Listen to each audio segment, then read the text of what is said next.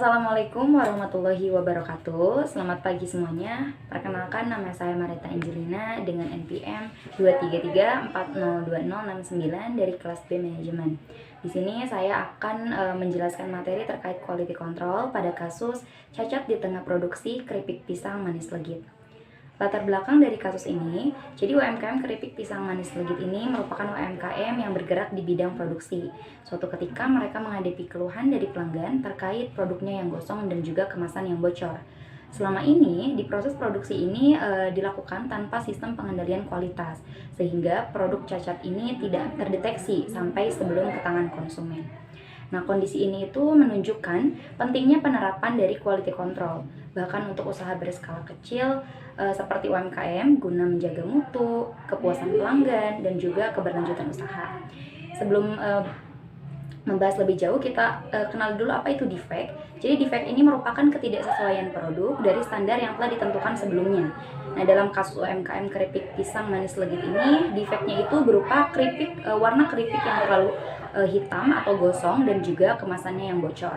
Nah, ketika kita sudah memahami apa itu defect dan juga dampaknya itu seperti apa, maka kita itu dapat mencegah peluang terjadinya defect untuk kedepannya.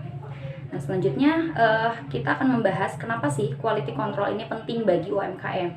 Ada beberapa hal mengapa quality control ini penting bagi UMKM. Yang pertama, yaitu mencegah kerugian. Jika misalkan produknya itu cacat, artinya produknya itu tidak bisa dijual, yang mengakibatkan akan menimbulkan kerugian waktu, biaya, dan juga tenaga. Yang kedua, seperti menjaga kepuasan pelanggan.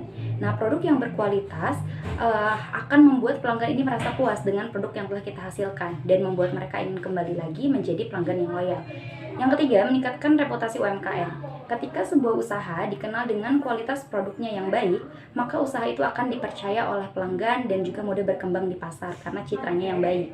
Dan yang keempat, yaitu ada dasar pengembangan usaha, dimana ketika suatu produk berkualitas, ini tuh akan lebih mudah masuk ke pasar retail dan juga ekspansi bisnis atau memperluas jangkauan pasarnya. Terus dalam quality control ini ada beberapa alat penerapan yang dapat digunakan. Nah, dari banyaknya alat quality control, saya menggunakan check sheet sebagai alat penerapannya.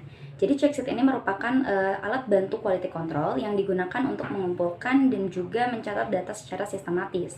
Tujuannya untuk memudahkan identifikasi pola, frekuensi cacat, kesesuaian proses produksi, dan kecenderungan masalah kualitas dalam proses produksi. Nah, contoh check sheet ini dapat digunakan pada produk harian. Seperti check sheet dapat ditempel di area kerja misalkan di UMKM keripik pisang ini. Terus nanti dicek secara sistematis oleh pekerja harian sebelum dilakukannya pengemasan. Tujuannya untuk memantau kualitas dan juga mendeteksi masalah secara cepat. Misalkan ada kemasan yang bocor, maka kita bisa langsung menggantinya dengan cepat. Nah, terus ada simulasi penerapan check sheet. Misalkan gini situasinya, tim produksi keripik pisang ini membuat 100 bungkus keripik per hari. Nah, 2 dari pekerjanya itu melakukan pengecekan berdasarkan checklist yang telah ditentukan. Nah, dari hasil pengecekan itu, ada 8 keripik yang gosong dan 3 kemasannya yang bocor. Maka langkah selanjutnya yang kita ketahui yaitu ada total 11 bungkus keripik yang tidak dikemas dan hanya 89 bungkus yang lolos quality control. Nah, keuntungan dari adanya check sheet ini yaitu menghindari komplain dari pelanggan, mengurangi biaya retur karena barangnya tidak sesuai, dan juga menjaga citra produk. Nah, quality control ini juga memiliki manfaat jangka panjang bagi yang menerapkannya. Yang pertama, yaitu defect-nya berkurang. Dengan penerapan quality control, maka produk-produk cacat atau yang tidak sesuai ini akan dapat diminimalisir sehingga dapat menurunkan biaya retur dan juga kerugian. Yang kedua, ada kualitas yang meningkat. Peningkatan kualitas pada suatu produk ini akan menambah nilai puas dari konsumen atau nilai plus dari konsumen sehingga menciptakan konsumen yang loyal pada usaha kita. Yang ketiga, ada prosesnya lebih stabil. Penerapan quality control ini membuat proses produksinya lebih efisien dan lebih stabil. Maksud stabil di sini itu berjalan dengan lancar. Selanjutnya, ada strategi memulai quality control yang ringan untuk UMKM. Yang pertama, ada fokus pada titik kritis. Nah, maksudnya itu memilih 3-4 elemen produk yang paling berpengaruh terhadap kualitas, seperti warna yang konsisten, kemasan yang rapi, dan beratnya yang sesuai dengan takaran. Yang kedua, yaitu dengan melibatkan tim produksi. Kita harus mengajak karyawan untuk memahami standar mutu lewat pelatihan singkat agar mereka itu bisa memeriksa kualitas sambil bekerja juga. Yang ketiga, menggunakan alat murah. Nah, tidak perlu dengan alat canggih, gunakan saja alat yang murah seperti checklist manual, papan tulis untuk catatan, ataupun file Excel pun sudah cukup untuk awal.